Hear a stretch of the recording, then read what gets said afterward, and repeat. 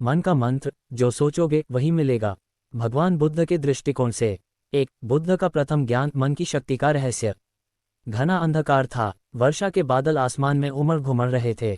Nirav one में केवल पत्तों की सरसराहट और दूर कहीं बहते जल का मधुर संगीत था। एक पीपल वृक्ष के नीचे तपस्वी सिद्धार्थ अचल बैठे थे। उनकी आंखें आधी बंद थीं, लेकिन उनका मन एक अनंत यात्रा पर था। यह कोई साधारण ध्यान नहीं था, ये सत्य की खोज थी, जो वर्षों की कठोर तपस्या और त्याग के बाद अपने चरम पर पहुंची थी। रात्रि का तीसरा पहर, बोधि की प्राप्ति। सिद्धार्थ ने जब अपना राजपाट छोड़ा था, तब उनके हृदय में एक ही प्रश्न था, जीवन में दुख क्यों है? क्या इसका कोई अंत है? वे वर्षों तक अनेक गुरुओं के पास गए, कठोर तप किया, स्वयं को कष्ट दिए, परंतु कहीं समाधान न मिला। अंततः उन्होंने मध्यम मार्ग अपनाया और ध्यान में लीन हो गए। रात्रि के तीसरे पहर में जब आकाश निस्तब्ध था, तभी उनके मन में एक अद्भुत प्रकाश फैलने लगा। उन्होंने देखा कि मन ही संसार का निर्माता है। मन जो सोचता है वही वास्तविकता बन जाता है। यदि मन शुद्ध है तो संसार शुद्ध प्रतीत होगा। यदि मन अशुद्ध है तो संसार दुखमय लगेगा। मन संसार का निर्माण करता। भगवान बुद्ध ने उस क्षण जाना कि व्यक्ति जो कुछ भी अनुभव करता है वह उसके अपने विचारों का ही परिणाम है। यदि कोई व्यक्ति निरंतर भयभीत रहता है तो भय ही उसके जीवन में घटित होगा। यदि कोई व्यक्ति संतोष और करुणा से भरा हो तो उसका जीवन सुखमय होगा। यदि कोई व्यक्ति क्रोध और द्वेष से भरा हो तो उसे जीवन में संघर्ष ही मिलेगा। विचारों का खेल और जीवन का परिणाम। बुद्ध ने बोधि प्राप्ति के बाद पहले उपदेश में कहा, यथा चित्तम तथा भवति। जैसा मन होगा वैसा ही जीवन बनेगा। ये केवल एक साधारण कथन नहीं था, बल्कि यह संपूर्ण जीवन के नियम का सार था। एक उदाहरण, जल और कमल का रहस्य। बुद्ध ने अपने शिष्यों को एक सरल उदाहरण दिया। जिस प्रकार कमल का फूल कीचड़ में उगता है लेकिन स्वयं निर्मल रहता है, वैसे ही यदि मन शुद्ध हो तो चाहे परिस्थिति कैसी भी हो, व्यक्ति आनंदित रहेगा। लेकिन यदि मन ही अशांत और नकारात्मक हो तो वह कीचड़ में ही उलझा रहेगा। यही मन का मंत्र था, जो सोचोगे वही मिलेगा। 2. विचारों का प्रभाव, अंगुलिमाल की कथा। गंगा की तरह निर्मल और गहरी रात थी। जेतवन विहार में बुद्ध अपने शिष्यों को उपदेश दे रहे थे। तभी एक शिष्य ने जिज्ञासावश पूछा, भगवान, यदि मन ही संसार का निर्माण करता है तो क्या कोई व्यक्ति अपने जीवन को पूरी तरह बदल सकता है? बुद्ध मुस्कुराए। उन्होंने चारों ओर दृष्टि डाली और शांत स्वर में बोले, हाँ, मन के परिवर्तन से संपूर्ण जीवन बदल सकता है। यदि तुम अपने विचार बदल लो तो तुम्हारा भाग्य भी बदल जाएगा। ये सत्य अंगुलिमाल की कथा से समझा जा सकता है। अंगुलिमाल क्रूर डाकू या परिस्थितियों का शिकार। कौशल राज्य का अंधकार में जंगल। वहां एक भयानक डाकू का आतंक था। उसका नाम था अंगुलिमाल। वह निर्दयता से लोगों की हत्या करता और उनकी उंगलियों की माला बनाकर पहनता था। पूरे राज्य में भय व्याप्त था। कोई भी उस जंगल से गुजरने का साहस नहीं करता था। राजा के सैनिक उसे पकड़ने में असमर्थ थे। ब्राह्मणों ने भविष्यवाणी की थी कि वह कभी नहीं बदलेगा, लेकिन बुद्ध ने सुना तो मुस्कुराए और बोले, कोई भी जन्म से दुष्ट नहीं होता, केवल विचार ही उसे क्रूर बनाते हैं। विचार बदल जाएं तो जीवन भी बदल सकता है। अंगुलिमाल और बुद्ध का सामना। एक दिन बुद्ध अकेले उस जंगल में चले गए। जैसे ही अंगुलिमाल ने उन्हें देखा, वह अपनी तलवार लेकर उनकी ओर दौड़ा। लेकिन एक अद्भुत बात हुई। बुद्ध अपनी साधारण गति से चलते रहे, परंतु अंगुलिमाल कितना भी तेज दौड़ता, वह उन्हें पकड़ नहीं पा रहा था। हैरान होकर उसने चिल्लाकर कहा, रुको सन्यासी, तुम क्यों नहीं रुकते? बुद्ध ने शांतिपूर्वक उत्तर दिया, मैं तो कब से रुका हूं अंगुलिमाल, रुकना तो तुम्हें चाहिए। अंगुलिमाल अचंभित हुआ, मैं भाग नहीं रहा, तुम चल रहे हो। फिर तुम कैसे रुके हो?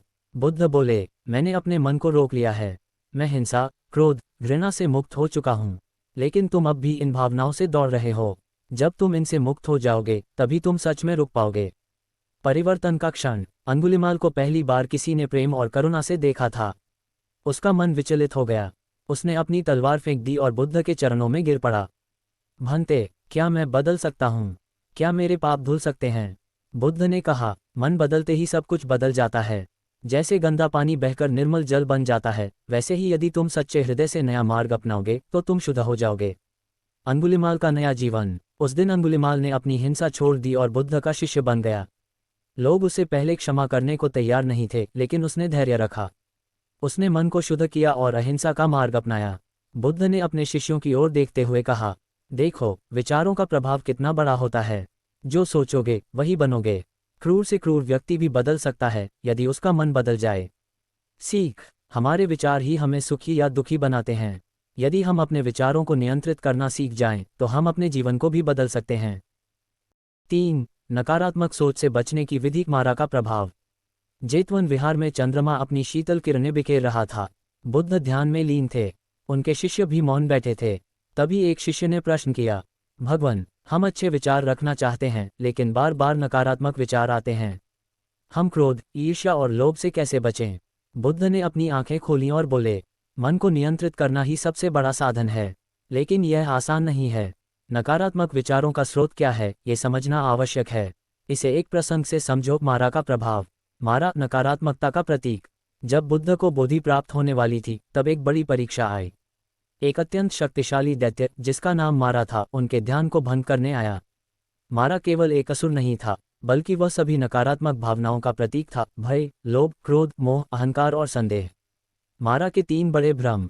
1. भय का भ्रम। मारा ने भयंकर आकृतियां धारण की, अंधकार को बढ़ा दिया, भयंकर गर्जना की, लेकिन बुद्ध अडिग रहे। 2. मोह का भ्रम। मारा ने अप्सराओं को भेजा, सुख और वासना का प्रलोभन दिया, लेकिन बुद्ध ने कहा, यह सब क्षणिक है। 3. अहंकार का भ्रम। मारा ने चुनौती दी, तुम साधारण मनुष्य हो, तुम संसार नहीं बदल सकते। बुद्ध मुस्कुराए और भूमि को साक्षी बनाया। मारा पराजित हुआ और अदृश्य हो गया। कैसे बचें नकारात्मक विचारों से? बुद्ध ने शिष्यों से कहा, मारा केवल एक असुर नहीं, वह मन के भीतर है। जब भी कोई नकारात्मक विचार आए तो समझो कि मारा तुम्हें विचलित करने आया है। 1. ध्यान, माइंडफुलनेस। जब कोई नकारात्मक विचार आए तो उसे पहचानो और शांत रहो। 2. साक्षी भाव। विचारों को पकड़ो मत, बस उन्हें आते जाते देखो। 3. करुणा और मैत्री। यदि मन क्रोधित हो तो दूसरों के प्रति प्रेम और दया विकसित करो। 4. सत्य का संकल्प। हर नकारात्मक विचार को सत्य के प्रकाश से पराजित करो। सीख, नकारात्मक विचार स्थायी नहीं होते। जैसे बादल आते जाते हैं, वैसे ही ये भी चले जाते हैं। बस मन को शांत रखो। 4. इच्छाओं का खेल और सकारात्मक सोच। रात गहरी थी, लेकिन जेतवन विहार में ज्ञान का प्रकाश फैला हुआ था। बुद्ध अपने शिष्यों को उपदेश दे रहे थे। तभी एक युवा भिक्षु ने पूछा, भगवान, हम अच्छे विचार रखना चाहते हैं, लेकिन मन बार बार इच्छाओं की ओर भागता है। कभी धन की, कभी यश की, कभी सुख की। यह मन को अशांत कर देता है। हम इससे कैसे बचें? बुद्ध ने मुस्कुराकर एक कथा सुनाई, स्वर्ण हिरण की कथा। बहुत समय पहले एक वन में एक स्वर्ण हिरण रहता था। उसकी चमकती त्वचा उसे विशेष बनाती थी। जब राजा को इसके बारे में पता चला तो उसने इसे पकड़ने के लिए शिकारी भेजे। हिरण बार बार बच जाता, लेकिन अंत में एक सुंदर उपवन में मीठे फल देखकर वह रुका। जैसे ही उसने फल खाना शुरू किया, शिकारी ने उसे पकड़ लिया। बुद्ध ने शिष्यों से पूछा, वह हिरण सबसे तेज दौड़ सकता था, फिर भी पकड़ा क्यों गया? शिष्य बोले, क्योंकि वह अपनी इच्छा पर काबू नहीं रख सका। बुद्ध ने कहा, इसी तरह इच्छाएं भी हमें पकड़ लेती हैं। यदि हम अपने मन को नियंत्रित नहीं करेंगे तो इच्छाएं हमें धोखा दे सकती हैं। इच्छाओं का खेल और मन का भ्रम। 1. इच्छाएं कभी समाप्त नहीं होती, एक पूरी होती है तो दूसरी जन्म लेती है। 2. इच्छाएं मन को भ्रमित करती हैं, वे ऐसा आभास देती हैं कि बिना उनके हम अधूरे हैं। 3. इच्छाएं दुख का कारण है, यदि पूरी न हो तो हम दुखी होते हैं, और यदि पूरी हो जाएं तो भी नई इच्छा जन्म लेती है। कैसे रखें इच्छाओं पर नियंत्रण? 1. संतोष का अभ्यास करें, जो हमारे पास है उसे स्वीकार करें। 2. ध्यान और आत्मनिरीक्षण करें, हर इच्छा पर विचार करें कि क्या ये सच में आवश्यक है। 3. त्याग का अभ्यास करें, छोटी छोटी इच्छाओं को त्यागने से मन की शक्ति बढ़ती है। सकारात्मक सोच का बल। बुद्ध ने कहा, मन ही सब कुछ है। यदि तुम सकारात्मक सोचोगे तो संसार भी सकारात्मक प्रतीत होगा। नकारात्मक सोच, मैं यह नहीं कर सकता, परिणाम असफलता। सकारात्मक सोच, मैं प्रयास करूंगा, परिणाम सफलता। सीख, जो सोचोगे वही मिलेगा। यदि मन को शांत रखोगे और इच्छाओं के जाल से मुक्त रहोगे तो सच्ची शांति प्राप्त होगी। 5. ध्यान की शक्ति, विचारों को नियंत्रित करने की विधि। गंगा के तट पर एक शांत संध्या थी। सूर्य अस्त हो रहा था और आकाश में नारंगी आभा फैल रही थी। बुद्ध अपने शिष्यों के साथ बैठे थे। तभी एक शिष्य ने जिज्ञासा से पूछा, भगवान, आपने कहा कि मन जो सोचता है वही जीवन में घटित होता है, लेकिन हमारा मन बहुत चंचल है, हम इसे कैसे नियंत्रित करें? बुद्ध ने मुस्कुराकर उत्तर दिया, मन को नियंत्रित करने का सबसे शक्तिशाली साधन है ध्यान। ध्यान से ही विचारों को दिशा दी जा सकती है। इसे एक कथा से समझो, पागल हाथी और बुद्धिमान महावत। किसी नगर में एक विशाल और क्रोधित हाथी था।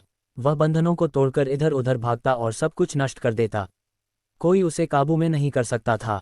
फिर एक अनुभवी महावत आया। उसने हाथी को नियंत्रित करने के लिए एक रणनीति अपनाई। 1. उसने हाथी को एक शांत स्थान पर ले जाकर उसे प्रेमपूर्वक पुकारा। 2. उसे धीरे धीरे प्रशिक्षित किया और निर्देशों का पालन सिखाया। 3. समय के साथ वही हाथी जो बेकाबू था अब पूरी तरह नियंत्रित हो गया। बुद्ध ने कहा, हमारा मन भी उसी हाथी की तरह है, अशांत, उग्र और बेलगाम। लेकिन यदि हम इसे ध्यान रूपी महावत के माध्यम से नियंत्रित करें तो ये हमारी शक्ति बन जाता है। ध्यान क्या है? बुद्ध ने समझाया, ध्यान का अर्थ केवल आंखें बंद करना नहीं, बल्कि अपने विचारों को देखने की कला है। 1. मन का अवलोकन करना, जैसे नदी में तैरते पत्तों को देखा जाता है, वैसे ही अपने विचारों को देखो। 2. वर्तमान में रहना, अतीत की चिंताओं और भविष्य की आशंकाओं से मुक्त रहो। 3. श्वास पर ध्यान देना, श्वास को देखने से मन शांत होता है। ध्यान के लाभ: 1. मन की चंचलता कम होती है। 2. नकारात्मक विचार कम होते हैं। 3. आंतरिक शांति प्राप्त होती है। 4. सकारात्मकता बढ़ती है। ध्यान की सरल विधि: बुद्ध ने अपने शिष्यों को एक सरल ध्यान विधि सिखाई। एक शांत स्थान पर बैठो, आंखें बंद करो और अपनी श्वास को देखो। जब भी मन भटके उसे धीरे से वापस लाओ। यह अभ्यास धीरे धीरे तुम्हारे विचारों को नियंत्रित करेगा। सीख: जिसने ध्यान की शक्ति को जान लिया उसने अपने भाग्य को जान लिया। जो सोचोगे वही मिलेगा, लेकिन सोच को सही दिशा में ले जाना ध्यान से ही संभव है। 6. करुणा और मैत्री, सकारात्मकता का रहस्य। शरद ऋतु की शांत संध्या थी। जेतवन विहार में बुद्ध के चारों ओर उनके शिष्य बैठे थे। वातावरण में एक गहरी शांति थी। तभी एक शिष्य ने पूछा, भगवान, हम ध्यान तो करते हैं, लेकिन फिर भी कभी कभी मन में क्रोध और द्वेष आ जाता है। हम कैसे अपने विचारों को पूरी तरह शुद्ध कर सकते हैं? बुद्ध ने मुस्कुराते हुए कहा, करुणा और मैत्री के बिना कोई भी व्यक्ति अपने मन को पुनर्तः शुद्ध नहीं कर सकता। ये नकारात्मकता को समाप्त करने की सबसे बड़ी कुंजी है। इसे एक कथा से समझो। 2 साधुओं की परीक्षा। बहुत समय पहले 2 साधु किसी गांव में भिक्षा मांगने गए। पहले साधु को गांव वालों ने प्रेम पूर्वक भोजन दिया, जबकि दूसरे साधु का लोगों ने अपमान किया और उसे खाली हाथ लौटा दिया।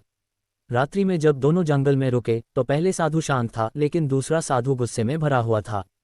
वह बार बार कहता, उन लोगों ने मेरे साथ अन्याय किया, मुझे अपमानित किया। पहले साधु मुस्कुराया और बोला, भाई, जिन्होंने तुम्हें अपमान दिया वे गांव में ही छोड़ दो, क्यों उसे अपने साथ लाए हो?